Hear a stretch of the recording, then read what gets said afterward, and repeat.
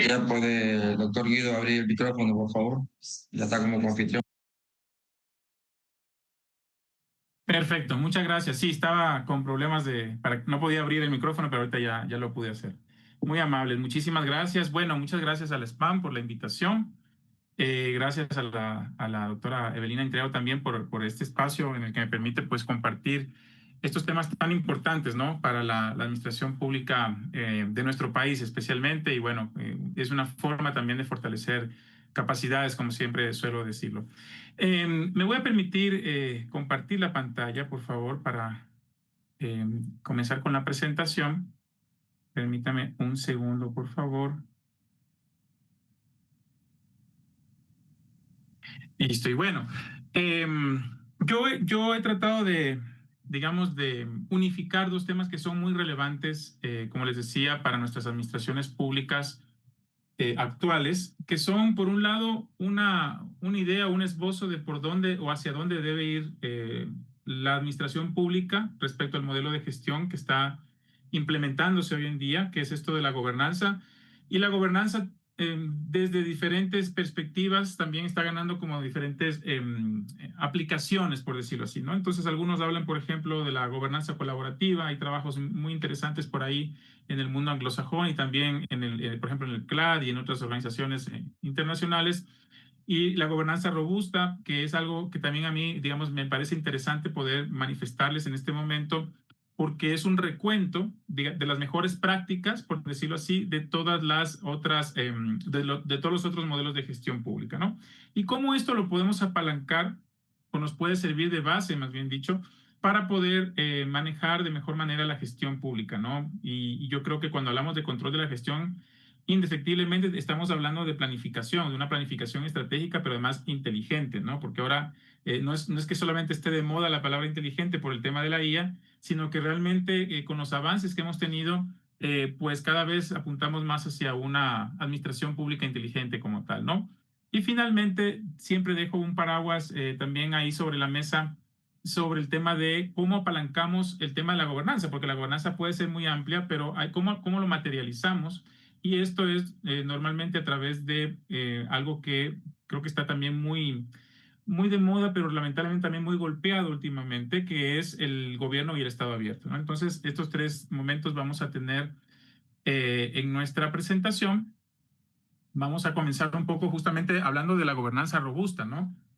Este concepto ya vamos a ver un poco más adelante cuál fue su origen, pero en resumen, lo que nos dice la gobernanza robusta es que la administración pública tiene que manejar eh, lo mejor, tiene que echar mano de lo mejor de los tres modelos de gestión pública que hemos tenido, por decirlo así, hasta el momento, desde que la administración pública se la considera una ciencia, ¿no? Entonces, hablamos, por ejemplo, primero de la burocracia, con un enfoque weberiano, obviamente. Sabemos que Max Weber es para muchos el padre de la burocracia. En su libro de 1922, Estado y Sociedad, nos da las luces de cómo tiene que ser esta forma de gestionar lo público. Y si bien hoy en día hablar de burocracia es un término más bien peyorativo, en su momento, estamos hablando de 100 años atrás, era una cuestión muy innovadora digamos, y la solución a cómo se estaban manejando hasta ese momento las administraciones públicas, que no era más que un sistema clientelar de botín, el famoso spoil system, de acuerdo al término en inglés, donde desde el siglo XIX hasta principios del siglo XX, la forma de administrar lo público era ganar las elecciones, llegar justamente al poder y arrasar con todo lo que existía en ese momento, ¿no? Desde los ministros hasta los guardias de seguridad de los ministerios, ¿no? Entonces, obviamente, este era un problema porque no había un ejercicio de sostenibilidad para la administración pública, ¿no? Entonces, como era un borrón y cuenta nueva, comenzábamos cada 4 años desde cero. Y eso obviamente es un problema. Entonces, ante esta situación, Max Weber plantea, no lo hagamos de esa manera, tiene que haber una sostenibilidad, necesitamos un ejército de servidores públicos llamados burócratas, que en el buen término van a ser personas que que ingresen a la administración pública a través de meritocracia, ¿no? Concursos de méritos de oposición. Vamos a fortalecer la profesionalización de la administración pública. esta base legal, racional legal, que es justamente a partir de la norma, y ahí un poco comienza esta idea de que en lo público solamente podemos hacer lo que está en la norma, mientras que en lo privado se puede hacer todo lo que no esté prohibido en la norma, ¿no? Entonces, estas son las ideas generales de la burocracia. Pero como sabemos, pasó el tiempo, se acabó la Segunda Guerra Mundial, año 1945, entró la década de los 50, 60, bueno, el estado de bienestar, sobre todo en países europeos, pero llegamos a la década de los 70 y tenemos un periodo de crisis muy profunda nuevamente, una crisis de la democracia inclusive, ¿no? Por ahí, por ejemplo, hubo un informe, el famoso informe trilateral, escrito por Huntington, el pensador más importante en su momento desde Norteamérica, Crozier, lo mismo desde Europa, y Wakanuki desde Japón, y financiados por la Fundación Rockefeller, perdón, escriben este informe La crisis de la democracia, The Crisis of Democracy, en el año 1975, donde ya comienzan a dar luces de que la democracia está presentando fisuras, ¿no? Ya no es lo mismo que de antes. Además, el sistema capitalista, perdón, lo mismo. Y estamos experimentando en la década de los 70 todas las crisis que ya conocemos, la crisis del patrón oro, la crisis del petróleo, la crisis también por el tema de la Guerra Fría, etcétera. Y entonces entra un nuevo modelo de gestión pública. Entonces, además, el Estado ya estaba demasiado obeso, ¿no? Había demasiada inflación del aparataje estatal y se vio la necesidad de ajustar el cinturón del Estado, ¿no? Entonces hablamos de que con esto, para la década de los 80, sobre todo inicios de los 80, el modelo de la nueva gestión pública o el modelo gerencialista también, como le llaman algunos, liderado sobre todo, por ejemplo, por Margaret Thatcher, la famosa dama de hierro o primera ministra británica, Ronald Reagan en Estados Unidos, etcétera, se comienza a mover la administración pública con este enfoque más desde la eficiencia, ¿no? Para ahorrar recursos. Entonces se dan los movimientos, como conocemos, privatizadores en la década de los 80, de ajuste estructural y todo lo demás. Entonces es un segundo modelo de gestión pública, ¿cierto?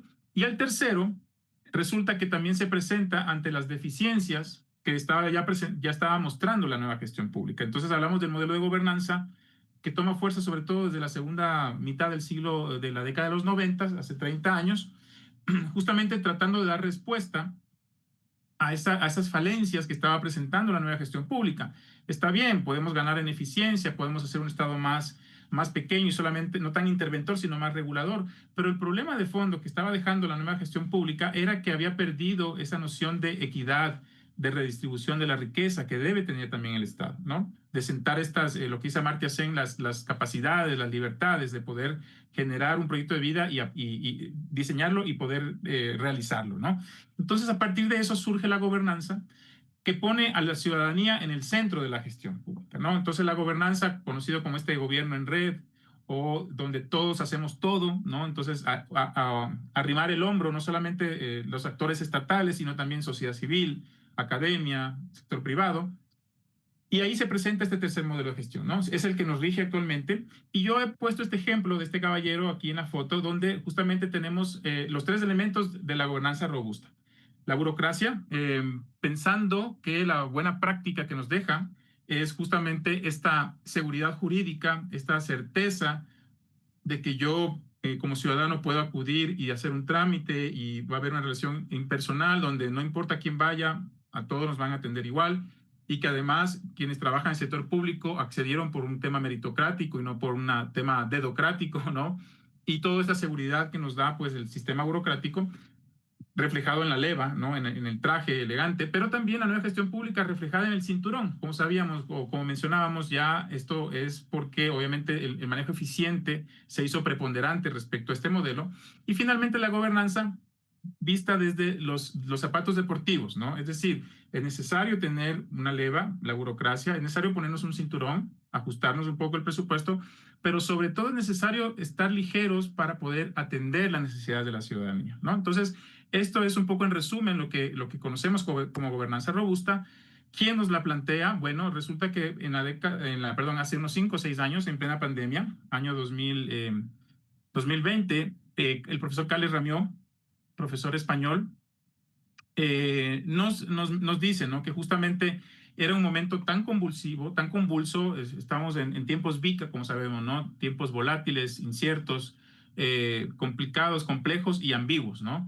Entonces, ante toda esta situación, golpeado sobre todo por el tema del COVID, se presentaba la necesidad a las administraciones públicas de poder tomar lo mejor, como les decía, de las administraciones públicas hasta ese momento, de lo que habíamos visto en los últimos 100 años, para enfrentar este tipo de situaciones, ¿no? Que nos pasaba por primera vez a la humanidad prácticamente, ¿no? Una situación tan compleja, ¿no? Entonces, en ese sentido, el profesor Carles Ramió plantea esta idea, ¿no? De la gobernanza robusta. Ya lo decíamos, surge en la época del COVID, con esta necesidad de que las administraciones públicas actúen con eficiencia, con transparencia y con rendición de cuentas.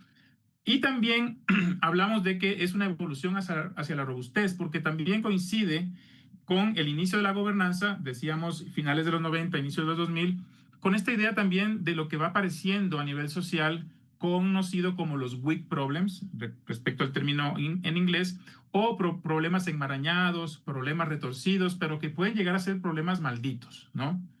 Un ejemplo de esto es la pobreza, por ejemplo, ¿no? Entonces, la pobreza es un problema que tiene dentro de sí varios problemas más que están enmarañados, que son difíciles de desenredar y encima también difíciles de responder. Entonces, la pobreza nos trae consigo, por ejemplo, problemas de drogadicción, y la drogadicción también trae problemas de inseguridad, grupos armados, pero al mismo tiempo es el efecto o es la causa o es un círculo vicioso respecto a deficiencia en el sistema educativo, en el sistema de salud, etcétera, ¿no? El tema de trabajo, obviamente. Entonces vemos que son varios problemas en uno solo. Estos son los weak problems. Entonces, justamente la idea de robustez es, bueno, si es que la problemática social cada vez es más compleja, la respuesta desde lo público, y cuando hablo de público, reitero, no hablo solamente de actores estatales, sino también de actores no estatales que deben arrimar el hombro, como sociedad civil, academia, sector privado, también tiene que ser esa respuesta robusta, ¿no? Entonces, para poder enfrentar y confrontar estas situaciones. Ante esa situación, ¿cuáles son algunos de las características principales, de estos componentes principales de la gobernanza robusta, ¿no?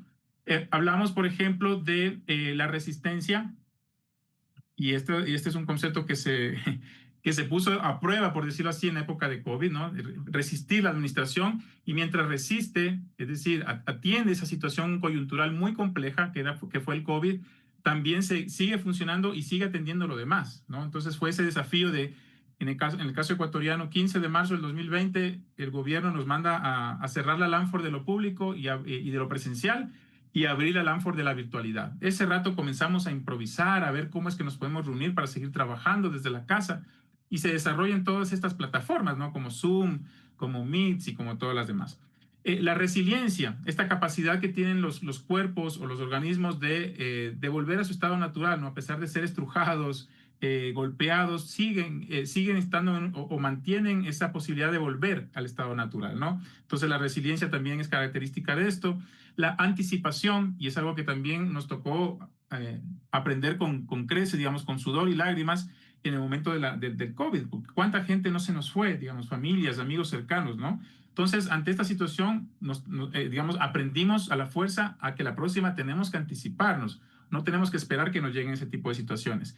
Luego, la legitimidad, que es algo fundamental en la relación Estado-sociedad. Si es que la sociedad no confía, porque legitimidad es más o menos sinónimo de confianza. Si no confía en sus gobernantes, muy difícilmente vamos a poder tener una relación Estado-sociedad adecuada, ¿no? Y finalmente, la adaptabilidad, la capacidad de adaptarnos ante las situaciones complicadas, ¿no? Entonces, en resumen, el concepto esencial de gobernanza robusta es esa capacidad de un sistema para mantener su función esencial, legitimidad y eficacia a pesar de las perturbaciones significativas, ¿no? Entonces, a pesar de que existan todas estas situaciones complejas, adversas, inciertas, volátiles, el organismo o la organización pública sigue vigente, ¿no? Sigue trabajando, sigue dando respuesta, sigue innovando inclusive. Entonces, eso es un poco la idea de gobernanza robusta.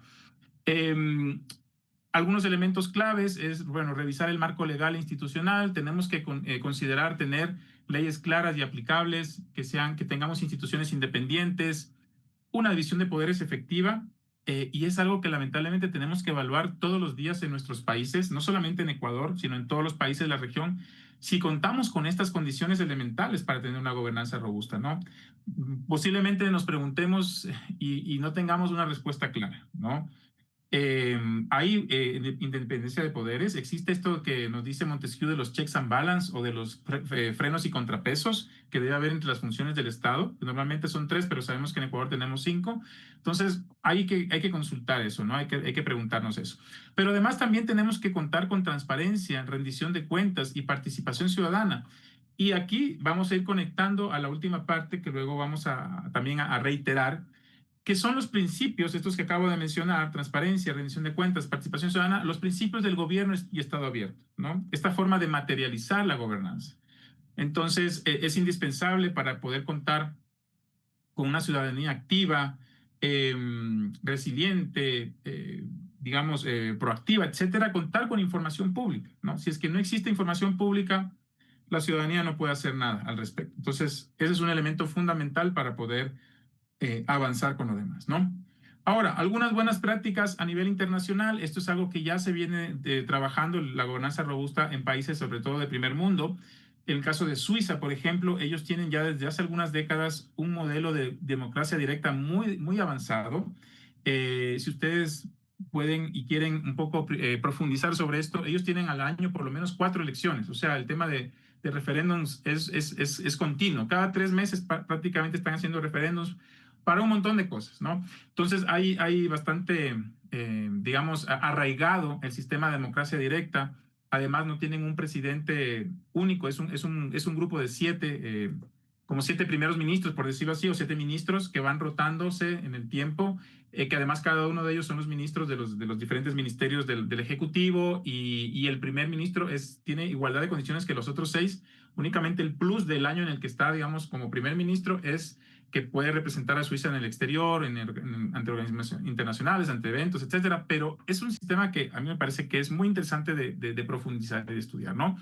Los países nórdicos también son, para mí, referentes en muchas cosas. Sabemos que países como Suecia, Noruega, Dinamarca, Finlandia, Islandia, son países que están en los primeros puestos de un montón de listados de las cosas buenas que tienen que tener los países: niveles de educación, niveles de integridad pública, es decir, en no tener corrupción, en temas de felicidad, son los países más felices del mundo. Entonces, esto es un trabajo además que no es de 1, 2, 3 años, ¿no? Son siglos prácticamente de trabajar y de fortalecer la cultura, ¿no? Estamos hablando de lo que los países nórdicos durante el siglo VIII hasta el siglo XI fueron países vikingos, ¿no? Vikingos con personas totalmente, digamos, salvajes, perdón el término, pero que no tenían lo que tienen ahora en términos de cultura, ¿no? Entonces, ¿cómo les ha costado trabajo y tanto tiempo lograr lo que tienen ahora? Pero son un ejemplo, ¿no? Son un ejemplo de un manejo adecuado del Estado y de la administración pública, ¿no? Igual el caso de Alemania, ellos también son referentes porque después de la crisis financiera del 2008, ellos también han planteado un sistema económico y político muy, muy robusto. Sabemos que son de las primeras economías de la Unión Europea, si no es la primera prácticamente, y tienen justamente una regulación mucho más fuerte respecto al tema financiero, ¿no? Para no volver a caer en esa crisis que golpeó tan fuerte a nivel global en el 2008. Singapur es un ejemplo también de avance y de desarrollo en muy poco tiempo. En los años 80 es una especie de isla, ¿no? Muy, muy subdesarrollada, muy pobre, pero en estas décadas pues tuvo un impulso increíble y ahora es uno de los países menos corruptos del mundo, con más desarrollo económico, etcétera, etcétera, ¿no? Entonces también es un ejemplo interesante. Ahora, teniendo en cuenta todo este concepto de gobernanza robusta, vamos a ir conversando ya un poco más específicamente sobre cómo las herramientas de planificación pueden apalancar también el control de la gestión y la apertura estatal, porque si nos damos cuenta, es un asunto que tiene que estar interconectado, ¿no? Y ya vamos a ir viendo por qué. Entonces, la planificación estratégica institucional, que en los años, yo suelo decir, en los años dorados de la planificación nacional, yo tuve la posibilidad de trabajar en la Secretaría Nacional de Planificación y Desarrollo desde el 2010 hasta el 2015.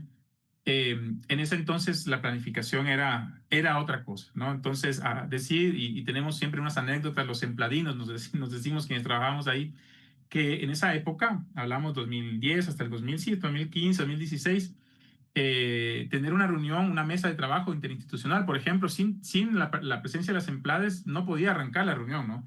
Entonces llegaba el sempladino designado y hacían la broma, bueno, ya podemos comenzar la reunión porque ya está Dios entre nosotros, ¿no? Un ejemplo un poco extremo, pero es el reflejo de lo que realmente en ese momento significaba la planificación nacional. Entonces, ¿a qué me refiero con esto?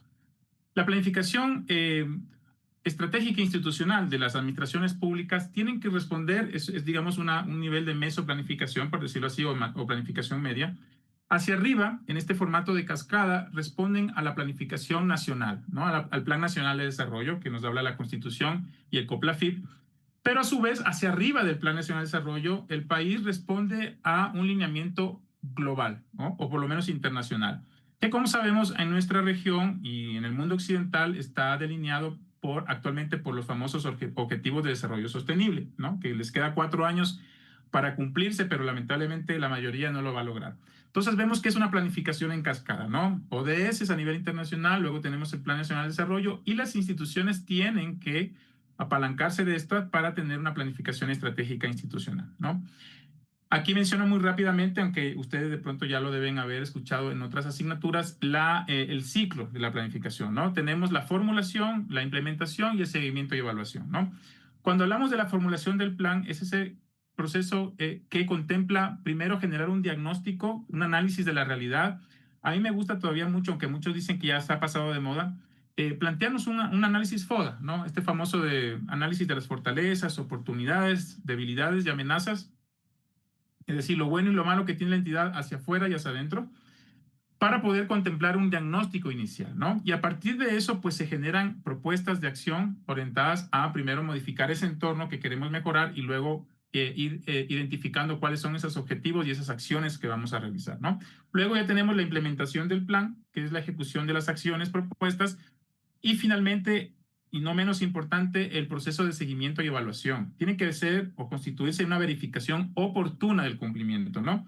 Y aquí también hablamos de que la planificación no es una camisa de fuerza, es una herramienta que le permite a las instituciones tener una hoja de ruta, pero que también tiene que ser flexible, ¿no? Tiene que ser flexible porque resulta que en algún momento de la ejecución de este año pasó algo, hubo algún recorte muy fuerte del presupuesto, hubo un cambio de timón en las autoridades, bueno, tenemos que adaptarnos, ¿no? Entonces un poco también ese llamado a cuando hacemos planificación estratégica institucional, tratar de pensarla como algo, un elemento flexible, pero al mismo tiempo una hoja de ruta que nos trazamos, ¿no? Entonces, algunas ventajas de tener una planificación estratégica institucional adecuada: le da coherencia y racionalidad a las acciones de la organización, ¿no? Esto también a veces siento que nos está faltando en las administraciones públicas, porque es como que en el día a día vamos viendo a ver cómo es que vamos a hacer la cosa, ¿no? No tenemos un derrotero, no tenemos un norte, no sabemos qué mismo es lo que queremos, sino que respondemos a las necesidades políticas del momento o a las necesidades de las autoridades, pero no hay una hoja de ruta. Es importante darle coherencia y racionalidad a las acciones a través de la planificación. También nos sirve como un marco útil para la toma de decisiones, ¿no? Con esto enfrentamos los principales problemas que tiene nuestra organización y tomamos mejores decisiones. Nos permite introducir nuevas y mejores formas del quehacer público, ¿no? También esto es importante porque cuando nosotros planificamos, nos planteamos unos objetivos. Esos objetivos se supone que o resuelven problemas o buscan llegar a metas nuevas, ¿no? A nuevos niveles de desarrollo, de bienestar, etcétera. Entonces, para esto, tenemos que plantear soluciones, ¿no? A herramientas alternativas. Y si de pronto no nos funcionó la una, pues vamos a la otra, ¿no? Por eso es que nos dicen normalmente cuando planificamos: no se enamoren de las soluciones, enamórense del problema, ¿no? Porque el problema es el que tenemos que resolver. ¿Cómo lo resolvemos? Bueno, vamos viendo en el camino, ¿no? Entonces, como les digo, probamos una opción, si no, bueno, vamos con otra, etcétera, ¿no? Al mismo tiempo, la planificación se presenta como un mecanismo de más alto nivel para darnos sostenibilidad a los enfoques transversales que debemos manejar en nuestra organización, ¿no? También nos permite mejorar el desempeño de nuestra organización y, sobre todo, esta parte me parece que es muy importante. La planificación estratégica institucional bien llevada permite darle sentido de pertenencia a la institución. ¿Y por qué digo bien llevada? Porque lo que normalmente se acostumbra a hacer, y eso tampoco está bien, es que, bueno, se nos acabó el periodo, tenemos que actualizar la planificación estratégica, o llegó un nuevo ministro, llegó un nuevo alcalde, y ese rato nos podemos saber cómo resolvemos, ¿no? Y lo más fácil, bueno, si es que hay recursos, contrata un consultor, ¿no? El consultor que nos haga la planificación estratégica institucional, y se acabó. Pero no es lo más adecuado. ¿Qué es lo más adecuado? Considerar a todos los grupos involucrados en la institución, ¿no? Y además, aquí no solamente ganamos por el hecho de que contamos con insumos valiosos de las personas que hacen el día a día de la institución, sino que además, como dice la última parte, se les da sentido de pertenencia, porque es que yo voy a trabajar en esa planificación que yo aporté, que yo co-creé con los demás compañeros y compañeras, ¿no? Entonces, esto es importante también. Otras ventajas, nos ayuda a mejorar las relaciones entre los servidores de la institución, fomentando el diálogo, porque claro, si tenemos una hoja de ruta, entonces todos tenemos que unir el hombro para lograr esos objetivos. ¿Cómo lo vamos a hacer? Pues conversemos, organicémonos, ¿no? Esa es la idea. También permite comprometer a las y los directivos a impulsar estos logros que nos hemos planteado, ¿no? Entonces, no se trata únicamente de dejarle la papa caliente al técnico, a la técnica, no, toda la organización y sobre todo los directivos tienen que estar involucrados en este planteamiento, pero también en su ejecución y en su evaluación, ¿no? Si tenemos una planificación adecuada, también optimizamos recursos, optimizamos dinero, tiempo, esfuerzo, no estamos tonteando, perdón el término un poco castizo, tonteando a ver cómo resolvemos las cosas, ¿no? Tenemos planificado algo, tenemos ciertas estrategias apuntalando a esos objetivos, entonces vamos a seguir ese direccionamiento, ¿cierto? Nos da visión integral del desarrollo que viene desde un plan nacional, apuntalado desde obviamente la línea política, pero con un objetivo trazado concreto, que es el que tenemos que cumplir. Y además planificar nos permite modificar o dejar de lado estos modelos anacrónicos, ¿no?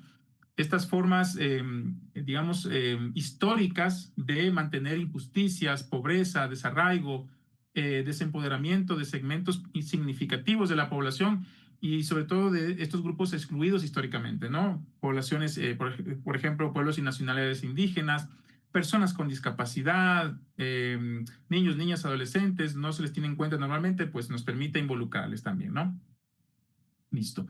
A ver, déjenme ver cómo vamos de tiempo, vamos bien. Algunas características de la planificación, ¿cómo debe ser? Tiene que ser jerárquica, es decir, tiene que haber una cabeza visible de la organización, la máxima autoridad preferiblemente que esté convencida de que esa planificación es la adecuada y tiene que impulsarla, ¿no? Porque como les decía, no vale de mucho que los técnicos estén empoderados, vamos a hacerlo y tal, pero si es que la máxima autoridad no le interesa, pues no pasa nada. Esto es importante mencionar. Tiene que ser dinámica y flexible, ya lo dijimos. Es un ejercicio continuo del día a día. Tiene que ser de todos los días poder revisar, ajustar, volver a planificar, bueno, retroalimentarnos entre todos. Tiene que ser participativa, yo creo que ya lo comentamos, y no solamente hablando de los actores internos, también los actores externos de la organización son muy importantes para la planificación, ¿no? Entonces, por ejemplo, si hablamos de un ministerio, considerar lo que piensan, por ejemplo, los consejos ciudadanos sectoriales, ¿no? Que es una instancia de participación que está establecida por la Ley Orgánica de Participación Ciudadana. Es decir, deben los ministerios contar con consejos ciudadanos sectoriales que sean personas que trabajan en estos temas y que le pueden dar una mirada importante desde la ciudadanía al ejercicio de estas políticas públicas, ¿no? Tiene que ser realista la planificación. Obviamente no podemos soñar demasiado alto porque no vamos a lograrlo, entonces tienen que ser acciones medibles, mesurables, ¿no? Logrables, conseguibles en el tiempo. Y tiene que ser incluyente, ¿no? Lo que ya hemos conversado, tener este enfoque territorial y de igualdad respecto al género, al enfoque técnico-cultural, generacional, de discapacidad, movilidad y también respecto al tema del medio ambiente.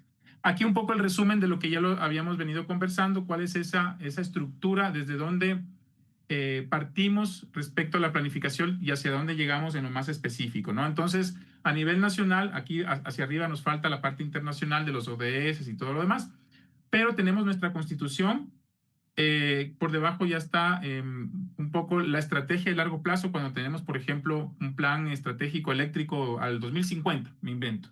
Entonces, tenemos una planificación para mí es una política más de Estado que de gobierno porque trasciende los gobiernos de turno, se supone que es una línea de tiempo de aquí a 25 años. Y si tenemos esto, hacia abajo, en cambio, tenemos el Plan Nacional de Desarrollo, que eso sí es un instrumento que se modifica o se actualiza cada 4 años, ¿no? Dependiendo de cuando hay cambios de gobierno. Y hacia abajo tenemos las agendas sectoriales, la política sectorial y la política institucional, la planificación institucional, ¿no? El plan estratégico institucional y los planes anuales. Ya, esta parte vamos a pasarla porque ya lo fuimos conversando y quiero detener un poquito en esto antes de ir a la última parte. Hablábamos de la planificación estratégica como un elemento importantísimo en esta articulación de la gestión. Ahora, hablando un poco más ya del control como tal, ¿no? ¿Cuáles son esos indicadores que tenemos que como administradores públicos también aprender a implementar, definirlos, implementarlos y luego evaluarlos, ¿no? Aquí hay un ejemplo muy básico, desde hacia abajo hacia arriba, vamos a revisarlo, ¿no? Entonces, por ejemplo, primero tenemos un nivel de insumos, ¿no? Ni siquiera son productos o actividades, son insumos, cosas muy, muy básicas, donde también podemos definir indicadores y debemos de hacerlo para evaluar luego hacia arriba. Entonces, aquí hablamos de un indicador, un ejemplo, gasto en atención médica básica, ¿no? Ya vamos a ver hasta dónde vamos a llegar, pero este es un primer indicador respecto a recursos, ¿no? Recursos financieros y físicos que tiene, por ejemplo, el Ministerio de Salud y que define cuáles son los gastos en los que se están incurriendo para atención médica básica. Nivel insumo. Luego tenemos un siguiente nivel que es el de productos, y aquí ya hablamos de bienes y servicios generados, y aquí hablamos, por ejemplo, dos indicadores de productos, ¿no? Un indicador de productos sería número de enfermeras, entonces ya vamos como que avanzando o subiendo en la dificultad y digamos, en el alcance, ¿no? Número de enfermeras, ¿cuántas enfermeras tiene contratadas el Ministerio de Salud? ¿O cuántas enfermeras están en el subcentro de salud número 5? Otro indicador del nivel de producto, disponibilidad de medicinas. Entonces, ahí hablamos del stock de medicinas, por ejemplo, ¿no? Segundo nivel. Tercer nivel hacia arriba, el nivel de resultados. Vamos como que creciendo en complejidad. Aquí ya hablamos de un factor de acceso, uso y satisfacción de los usuarios, un nivel mayor. Indicador de ejemplo, número de niños vacunados. Entonces, vemos cómo desde los insumos, lo más específico, lo más puntual, avanzamos a un nivel de productos, ahora a un nivel de resultados. ¿Cuántos niños han sido vacunados? ¿No? El número de vacunados respecto a la población total de niños, niñas bueno, y adolescentes. Y finalmente, el nivel de impacto, el nivel macro, por decirlo así. ¿Cuál es el indicador que queremos, que podríamos conseguir aquí? El indicador sería mortalidad infantil. La meta, por ejemplo, decir, reducir la mortalidad infantil de 6 de cada 100,000 nacidos vivos a 3, por ejemplo, ¿no? Entonces vemos cómo este es un indicador que a su vez ya le hemos puesto meta, inclusive, ¿no? Esto, cuando hablamos del impacto, ya son, como les digo, ya niveles macro de evaluación de la política pública y que en el ejemplo que estamos dando ahorita ya son los efectos en el nivel de vida, en la calidad de vida de la ciudadanía, ¿no? Listo. Ahora, todo esto no tendría mucho sentido si es que lo hacemos, como les decía, sin pensar en el objeto y en el sujeto principal de la administración pública, que son las personas, la ciudadanía, ¿no? Para esto, yo quiero hablarles finalmente de lo que es el gobierno y el Estado abierto. Hablamos al inicio de la charla de lo que es la gobernanza y específicamente del modelo de gobernanza robusta, que toma lo mejor de los diferentes modelos de gestión pública.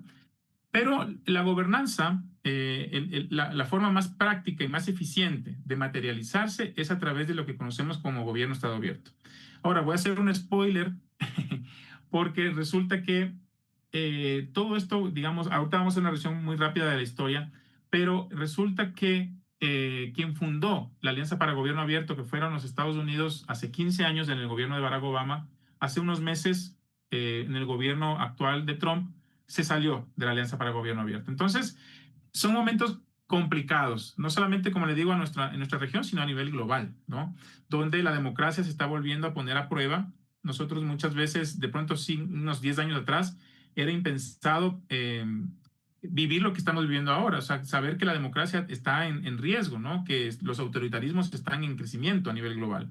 Entonces, bueno, después de de ese spoiler, regresamos un poquito a la historia y ya vamos a llegar nuevamente allá. Año 1942, el mejor economista para muchos del siglo XX, junto con Keynes, Joseph Schumpeter, nos planteaba en ese momento el concepto de la destrucción creativa. Veamos en qué año estamos planteando esta idea. 1942, en plena Segunda Guerra Mundial, ¿no? Que termina en el 45. Entonces, ¿por qué Schumpeter planteaba esta idea? Recuerden que unos 20 años atrás, Max Weber había comenzado a plantear esta idea de la burocracia. Hay que hacer mejor las cosas. estamos en una época de guerra, vamos a renovar esta administración pública que no está sirviendo para mucho porque estamos en una guerra, hay que salir de esto y vamos a tener que mejorar las cosas, ¿no? Pero si es que ya estamos destruyendo o estamos en un escenario de destrucción, bueno, pues si es que se destruye, vamos a construirlo nuevo, pero mejor, ¿ya? Entonces un poco la idea de destrucción creativa, destruir lo que no funciona para hacer algo nuevo, pero mejor. Luego, año 1957, perdón, se comienza a hablar del término de gobierno abierto, ¿no? Hay un primer artículo de Wallace Parks donde habla del de Open Government, ¿no? Entonces comienza a hablarse del tema de gobierno abierto. Bueno, 1957. Luego, 1966, en Estados Unidos tenemos la primera ley de acceso a la información pública de la era moderna. La primera registrada realmente fue en Suecia en 1766. La primera ley, no de libertad de información, sino de libertad de expresión, pero que refleja luego, como sabemos, una relación muy fuerte con la libertad de información o el acceso a la información. Entonces, la primera ley moderna, por decirlo así, la tenemos en Estados Unidos 1966, en plena década de la Guerra Fría, ¿no? Recordemos que es una época complicada, ¿no? Que están los dos ejes, los dos hegemones a nivel global, la Unión Soviética por el lado comunista con todos sus aliados y acá Estados Unidos desde el ámbito capitalista, con un montón de espía, de espionaje en la cuestión, el tema de ir a la luna y tal. 1966, ¿no? Década de los 60 surge esta ley de libertad de información. Es un tema muy relevante. Freedom of Information Act en inglés, ¿no? Luego, a finales de los 70, en Gran Bretaña, se retoma la idea de gobierno abierto y ya se lo comienza a definir como esa necesidad de las personas, perdón, de los estados, de abrir las ventanas de lo público hacia el escrutinio ciudadano. Es decir, se reconoce la necesidad, y acuérdense también que en la década de los 70, ya lo decíamos, fue una década de muchas crisis, ¿no? De reiteradas crisis petroleras, de intercambio respecto al patrón oro, de crisis cambiaria también, crisis fiscales, etcétera, ¿no? Entonces es una década interesante. 2009, ya lo había mencionado un poco con el spoiler, Barack Obama llega a su primer mandato con la intención de tener un gobierno abierto, porque además recuerden que un año antes, 2008, había pasado esta crisis que para muchos es la segunda más grande de la historia después de la del crack de la bolsa de 1929, ¿no? Entonces Barack Obama llega, suscribo el memorando para el gobierno abierto con tres principios: transparencia, participación ciudadana y colaboración. Año 2011, 2 años más adelante, Obama con 7 amigos más, 7 países más, lanza la creación de la Alianza para el Gobierno Abierto, Open Government Partnership. 2016, a nivel latinoamericano, en el Centro Latinoamericano para la Administración del Desarrollo, CLAD, se crea la Carta de Gobierno Abierto, ya con características más de nuestra región. Y en el 2020, aunque a pesar, en realidad fue desde el 2013, en nuestra región se comienza a hablar de la necesidad de no solamente un gobierno abierto, sino de un Estado abierto, porque cuando hablamos de Open Government en Estados Unidos, abarca todo, ¿no? No solamente el Ejecutivo, sino la función legislativa, judicial, los diferentes gobiernos subnacionales, digamos, de los estados, etcétera, ¿no? Pero acá, cuando hablamos de gobierno abierto y no de Estado abierto, hace referencia solamente al Ejecutivo, ¿no? A la función ejecutiva, presidente, ministro, se acabó. Cuando hablamos de Estado abierto, involucra a las demás funciones del Estado y a los demás niveles de gobierno, ¿no? Entonces se comienza a hablar con fuerza desde el 2020 esto. En resumen, la Carta CLAD nos dice que el gobierno abierto es el conjunto de mecanismos y estrategias que contribuyen a la gestión pública, a una buena gestión pública y a un buen gobierno, que además están centrados e incluyen de manera importante a la ciudadanía, ¿ya? En el proceso de toma de decisiones, pero también en la formulación e implementación de políticas públicas, ¿no? Entonces, no solamente son el objeto de la administración, sino que son corresponsables, son colaboradores en la solución de los problemas públicos, ¿no? ¿Esto por qué? ¿Es para qué? ¿Para qué ayuda? Para fortalecer la democracia. Yo creo que ahorita es muy importante hacerlo. Ganar en legitimidad, es decir, esa relación de confianza entre el gobierno y la ciudadanía también se mejora y nos lleva al bienestar colectivo. ¿Listo? Los pilares del gobierno Estado abierto son la transparencia, ya lo mencionábamos, el acceso a la información pública, la participación ciudadana, la rendición de cuentas, la colaboración y la innovación. Listo, hasta ahí mi intervención. Para tener unos minutitos voy a dejar de compartir pantalla, como habíamos conversado con la doctora Evelina, para poder también conversar con ustedes si de pronto tienen alguna inquietud, alguna consulta. Bueno, he querido dar un panorama muy general de hacia dónde tenemos que ir como administración pública, ¿no? Entonces, listo. Muchas gracias, Evelina. Le devuelvo la palabra. Muchas gracias, doctor Guido Moncayo, por su excelente disertación. A continuación, abrimos un espacio de preguntas con el propósito de reflexionar y profundizar sobre los temas abordados durante esta conferencia. Los invitamos a participar activamente, compartiendo sus inquietudes y aportes para enriquecer el diálogo y fortalecer el aprendizaje colectivo.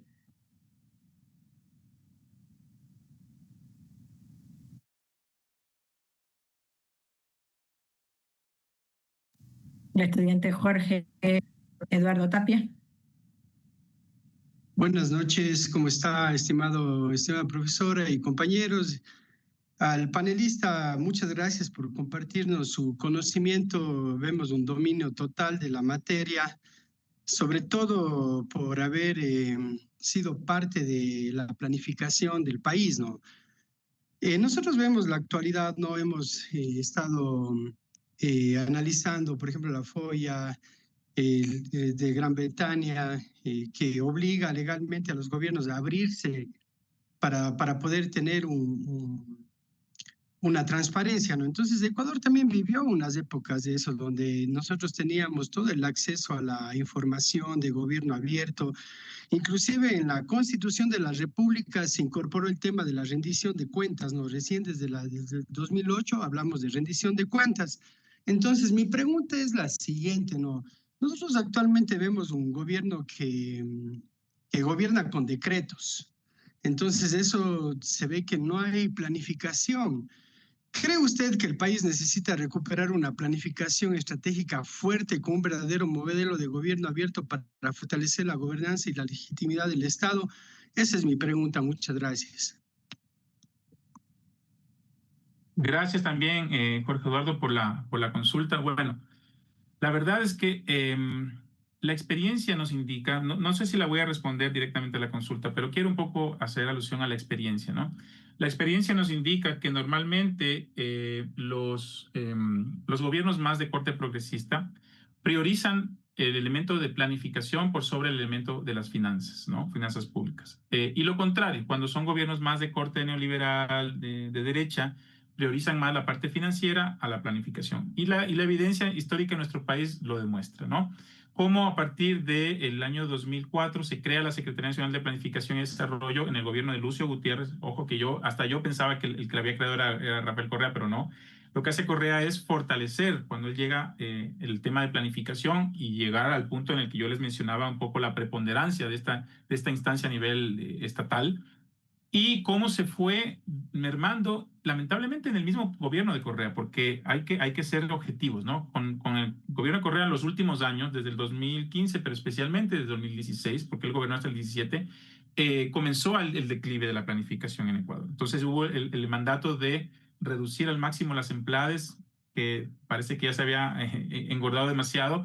Entonces comienza a ver el declive de la planificación y el resto de historia la conocemos, ¿no? Hasta hace pocos meses, creo que en octubre, había una entidad todavía autónoma respecto, o sea, que manejaba la planificación nacional, que se llamaba Secretaría Nacional de Planificación, pasando por el gobierno de Moreno, lo Planifica Ecuador y lo demás, una secretaría técnica mucho más pequeña, y hoy en día ya no existe una entidad que lleve la planificación como tal, existe una unidad o una dirección dentro de la Presidencia de la República.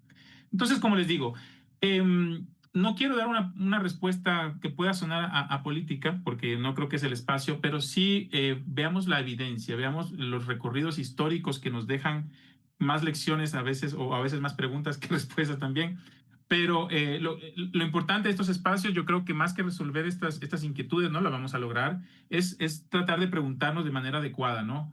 ¿Cuál ha sido la historia de nuestro país? ¿En qué momentos hemos tenido, digamos, más una planificación más sólida y por ende políticas públicas más claras, encaminadas, con mejores servicios públicos, y cuándo no? Entonces por ahí dejaría un poco la respuesta.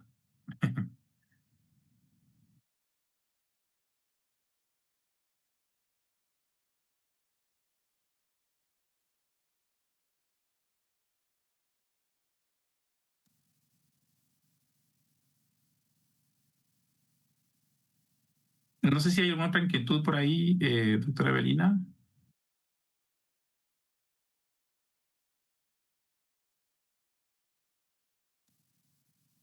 Sí, tenemos a la estudiante Susan Ortiz. Bueno, buenas noches, doctora. También al señor panelista quien nos impartió esta bella experiencia y, ¿cómo le podría decir? Sus conocimientos entre nosotros que estamos creciendo dentro, nos estamos formando dentro de esto del área pública, ¿no? Mi pregunta sería, o como inquietud también lo podría considerar, ¿no? ¿Qué sería el desafío dentro del Ecuador para implementar una gobernanza que sea robusta y transparente? ¿Cómo lo tomarían o cuál sería su metodología para poder ya tratar de mejorar, al menos en el área pública? Muchas gracias, Susan. La verdad que, a ver, son preguntas muy difíciles de responder. Yo lo que les puedo decir es lo siguiente, o sea, es evidente, no solamente en Ecuador, yo creo que eso lo tengamos en claro, no solamente en Ecuador, en nuestra región, en nuestra región latinoamericana, eh, lamentablemente para muchos analistas, para muchos estudiosos de la administración pública, nunca llegamos a concretar un sistema burocrático en la máxima expresión del término, ¿ya?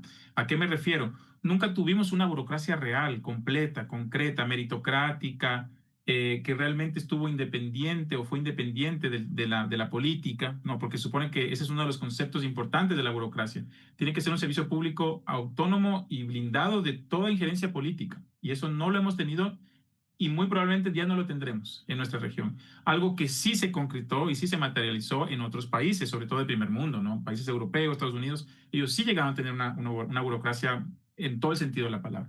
Ante esa falencia histórica y sistemática de nuestros países, no es tan fácil llegar a tener una realidad más, más favorable, por decirlo así, y más cercana a lo que, por ejemplo, a mi parecer, es un criterio muy personal, sería un modelo óptimo como es el que tienen, como les decía, los países europeos, especialmente los nórdicos. Algo digamos, elemental que ellos tienen es que han construido a lo largo de los años una clase media estructural que se llama, ¿no? ¿Qué es esto?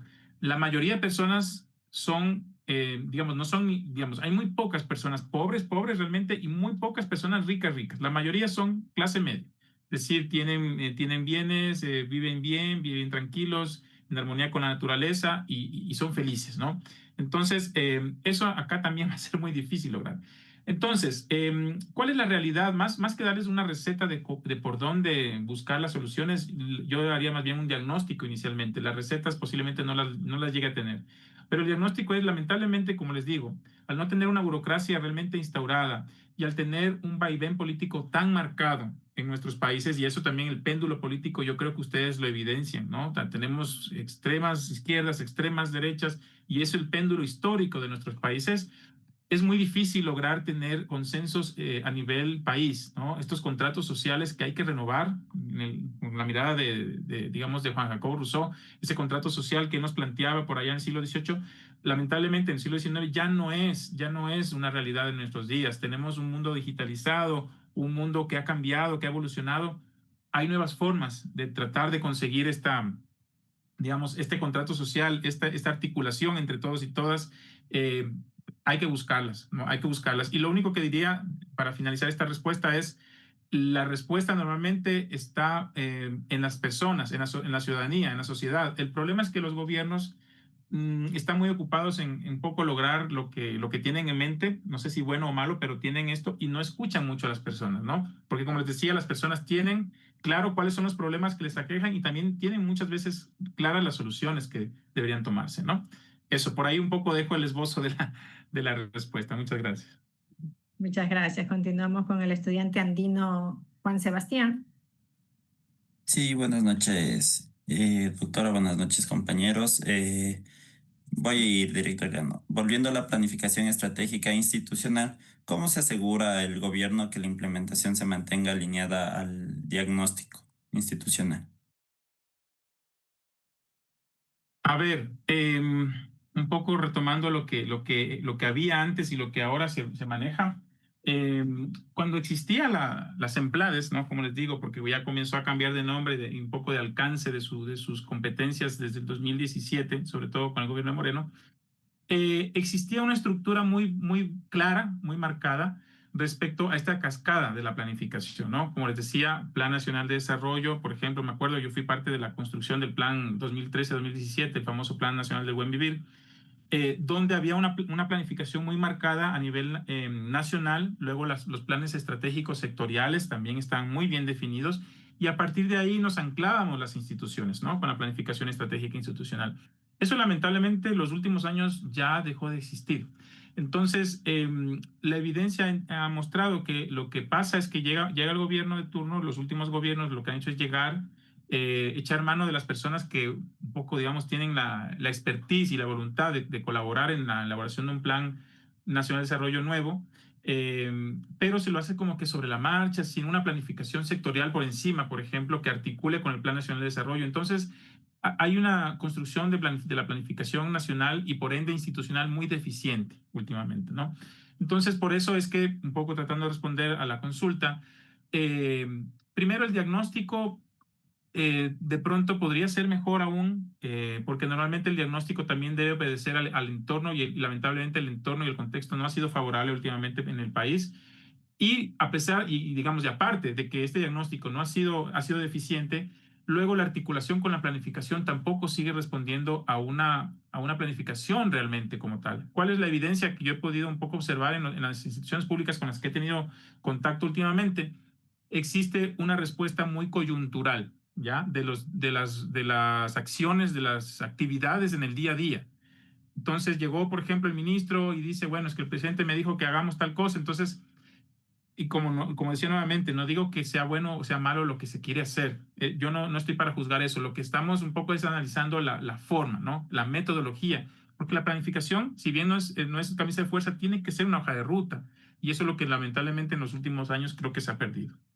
Por ahí un poco dejaría nuevamente la respuesta. Gracias. Continuamos con la estudiante Gabriela Quiroz. Buenas noches, doctora. Doctor, usted habló sobre unos elementos claves que también influyen mucho, como la transparencia, la rendición de cuentas y la participación ciudadana. Esto sería cómo contribuirían a la confianza institucional, porque esto cada vez está más debilitado, esta confianza institucional entre ciudadanos y el gobierno. ¿Cómo se fortalecería? Bueno, nuevamente es una cuestión que, a ver, nosotros planteamos desde la teoría, ¿no? Y desde las buenas prácticas en otros países, cómo se debería manejar, ¿no? Hablamos de que el gobierno Estado abierto, como mencionaba Gabriela, tiene unos pilares, ¿no? Transparencia, rendición de cuentas, participación, colaboración. Y si es que se lo pusiera en práctica en las instituciones públicas, se ganaría en legitimidad, ¿no? Se ganaría un poco esta confianza y se reduciría esto de la desafección política, porque ese es el otro elemento que lamentablemente estamos viviendo en nuestros países últimamente. Ha crecido el número de jóvenes, por ejemplo, cada vez son más jóvenes son más jóvenes los votantes, en general los electores, y a los jóvenes también ya no les interesa mucho esta ideología de derecha, de izquierda, partidos políticos, no les interesa, están en otra onda, hay otra realidad. ¿Qué es lo que les interesa? De pronto moverse por afinidades, por ejemplo, respecto al medio ambiente, al tema, por ejemplo, de protección animal, de la movilidad humana, de cosas que de pronto movilizan, ¿no? a la juventud. Entonces, yo trataría de responderte en el sentido de que, si bien hay estos principios, que en la teoría es el deber ser y hacia dónde debería apuntar la administración pública, en la práctica, como ya lo venía respondiendo antes, el día a día está por otro lado. O sea, es un tema más, lamentablemente yo creo que ha habido una invasión, por decirlo así, una cooptación de las entidades públicas desde la línea política, que es importante, que está bien, pero que debería apalancarse en la administración pública, no cooptarla, ¿no? No sé si me explico. Entonces, como hay una cooptación, no en todas las entidades, pero en muchas de ellas, de la parte de la línea política, se ha perdido esta posibilidad de poder responder a las necesidades de la ciudadanía, y obviamente la confianza también se ha visto afectada, ¿no? Entonces, me parece que es como un círculo vicioso que lamentablemente se ha venido dando en nuestras administraciones públicas en el país. Gracias, estimado. Tenemos a Camejo Ángel.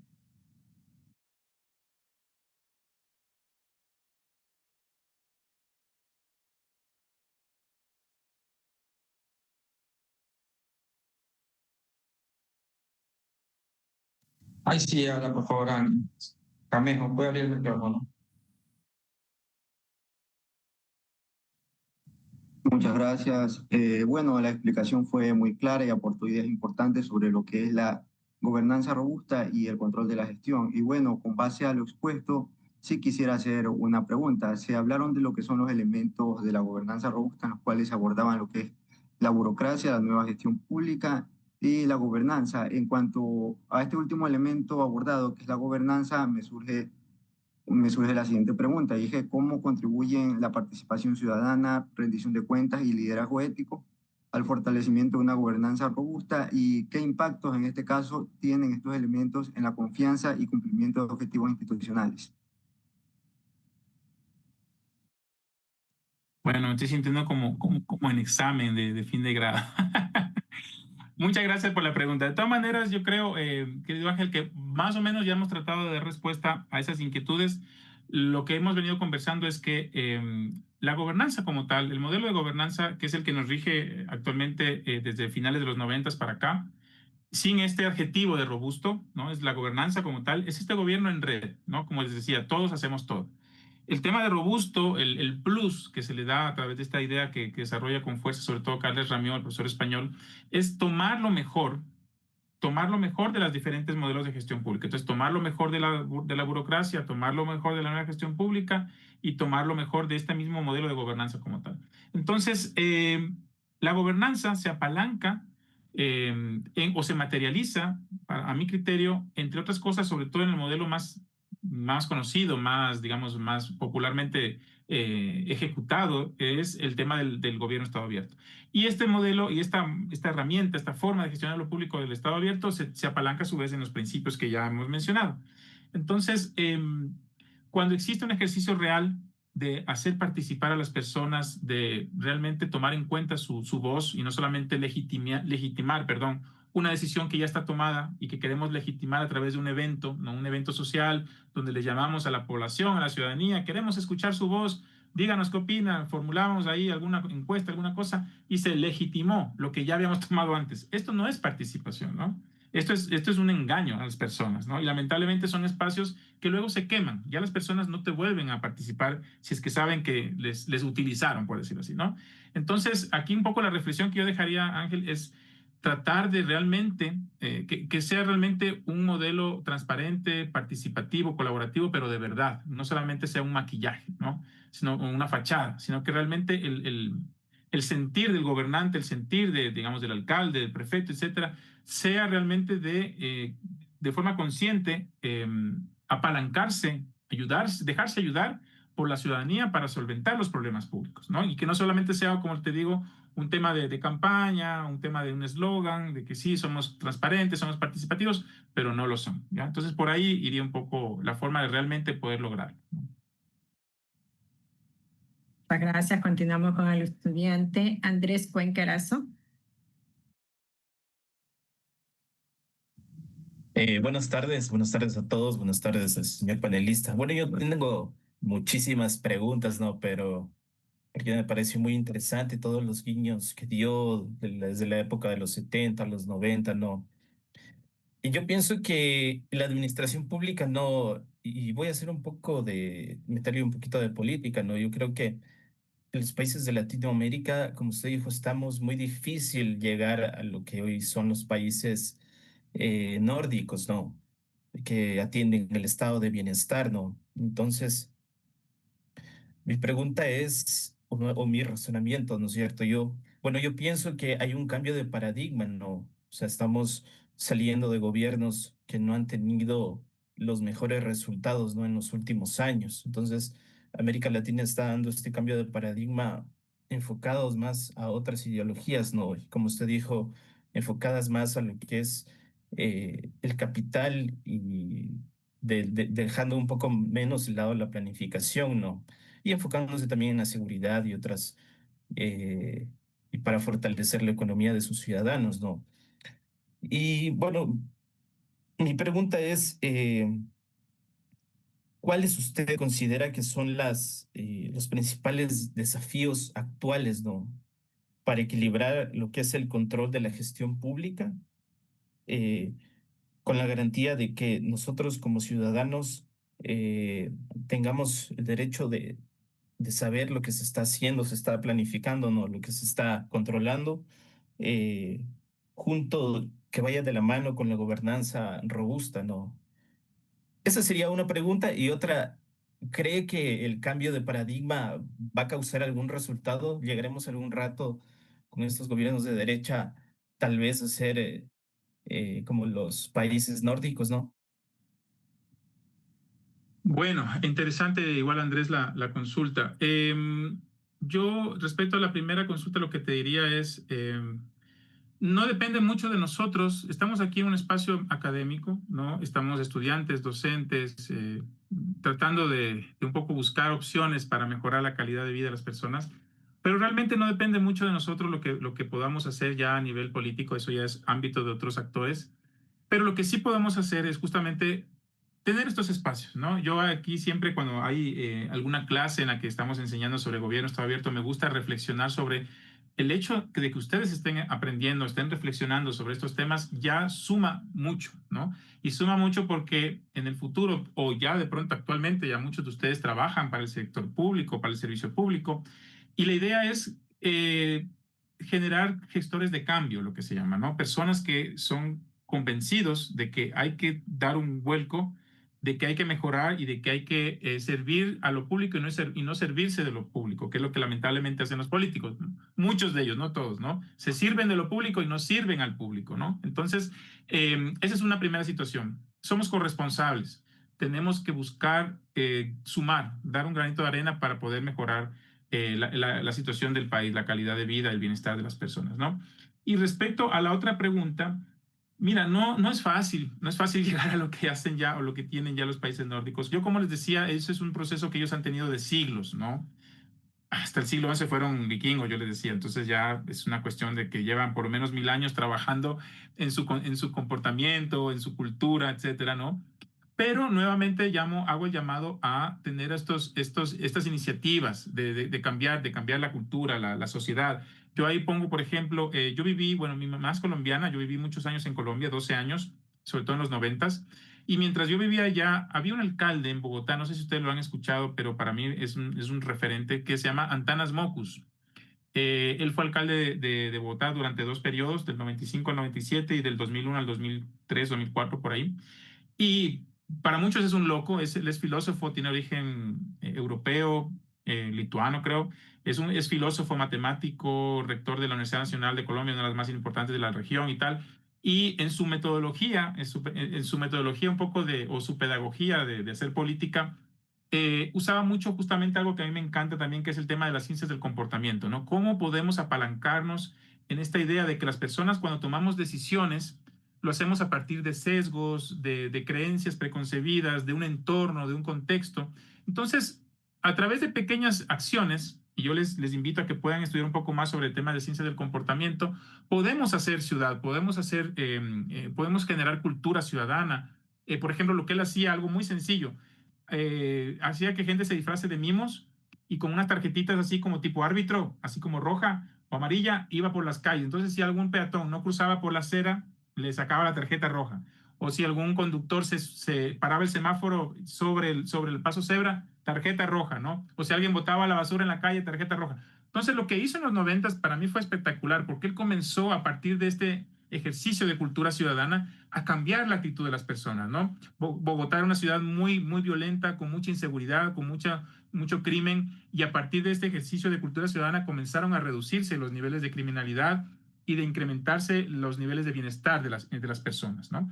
Entonces, un ejemplo, les dejo un pequeño ejemplo de cómo podemos hacer corresponsabilidad desde nuestra trinchera, desde nuestro espacio, desde la ciudad, donde vivamos, podemos comenzar a hacer ciudadanía, podemos fortalecer el espacio cívico que se llama, ¿no? Que es justamente poder, digamos, mejorar, por ejemplo, el espacio público, manejar mejor el tema de la comunidad, etcétera, ¿no? Entonces, por ahí les dejaría también esta respuesta.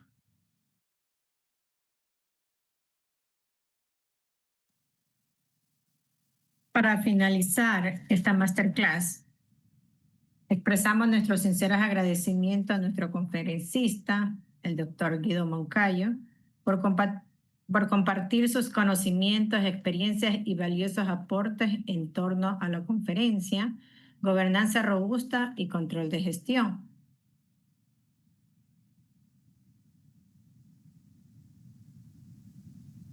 Los cuales han enriquecido de manera significativa este espacio académico y de reflexión profesional. Las ideas y análisis desarrollados durante esta jornada nos invitan a fortalecer la visión estratégica de la gestión institucional, resaltando la importancia de una gobernanza sólida, el liderazgo efectivo y la implementación de mecanismos de control que contribuyan a una administración pública más eficiente, transparente y orientada a resultados. Asimismo, destacamos la relevancia de contar con herramientas de gestión que permitan mejorar la toma de decisiones, optimizar los procesos organizacionales y generar valor público en beneficio de la sociedad. Agradecemos también a todos los participantes por su activa presencia, interés y compromiso, elementos fundamentales para el éxito de esta jornada académica. A continuación, procederemos con la lectura y entrega del certificado de participación a nuestro conferencista como reconocimiento de su destacada contribución y valioso aporte al fortalecimiento del conocimiento en el ámbito de la gobernanza y el control de gestión. Escuela Superior Politécnica Agropecuaria de Manabí, Manuel Félix López, la carrera de Administración Pública. Confiere el presente certificado de reconocimiento al doctor Guido Andrés Moncayo Vives, por su destacada participación como ponente en la Masterclass Gobernanza Robusta y Control de la Gestión, desarrollada el día martes 19 de mayo del 2026 a las 19 horas bajo la modalidad virtual. Calceta 19 de mayo del 2026. Estimado doctor Guido, pues agradecemos en nombre de todas las autoridades de la Escuela Superior Politécnica de Manabí, Manuel Félix López, por su excelencia disertación en esta masterclass. Muchísimas gracias. Muchas gracias igual a la doctora Evelina, al espacio que me ha dado la SPAM para poder compartir un poco de las experiencias que hemos tenido y que creo que, como les digo, permite fortalecer capacidades. Yo soy un convencido de que debemos, desde nuestro espacio, desde donde podamos estar y hacer, pues tratar de mejorar la situación de nuestra sociedad, ¿no? Entonces, nuevamente agradezco mucho por este espacio. Espero que haya sido de utilidad un poco lo que hemos compartido. Y bueno, cualquier cosa a las órdenes por ahí en redes sociales, en LinkedIn sobre todo. Muchas gracias. Muchas gracias, estimado doctor, a usted por su tiempo.